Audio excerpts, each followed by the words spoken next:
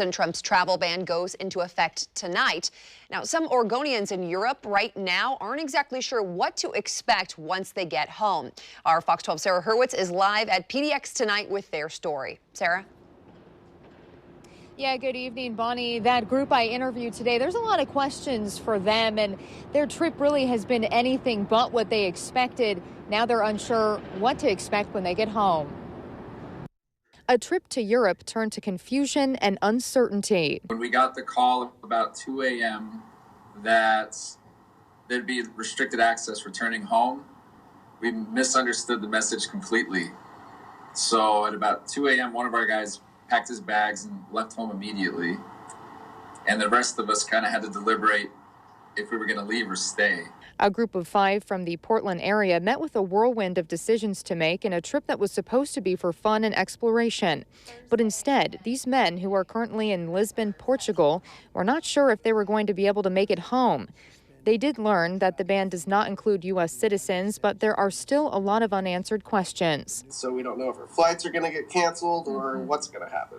The ban applies to 26 European countries, but does not apply to American citizens. U.S. travelers returning home will undergo screenings and may have to undergo a 14-day quarantine. And the trip itself has not been what they expected.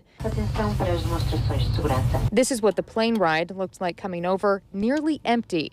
They say it's like a ghost town. The streets barren, and they can't see all of the attractions. And when we went to the information center, they said, good luck, lay low. There's not going to be anything much to do.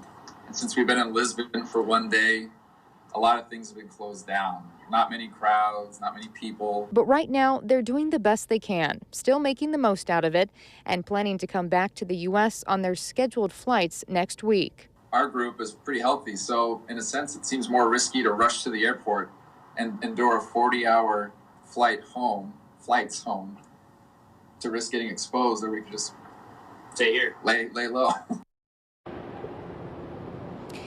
Now, take a look. These are the 26 countries under President Trump's travel ban. Again, this travel ban does not apply to U.S. citizens, their spouses, children, siblings, and legal guardians of citizens or residents, and others, including some visa holders and members of the armed forces. This is in place for 30 days. Now, that group does plan to return on their flights next Thursday and Friday. Again, they're just staying put at this point and trying to make the best out of their trip. Reporting live here from the Portland International Airport, Sarah Hurwitz, Fox 12 Oregon.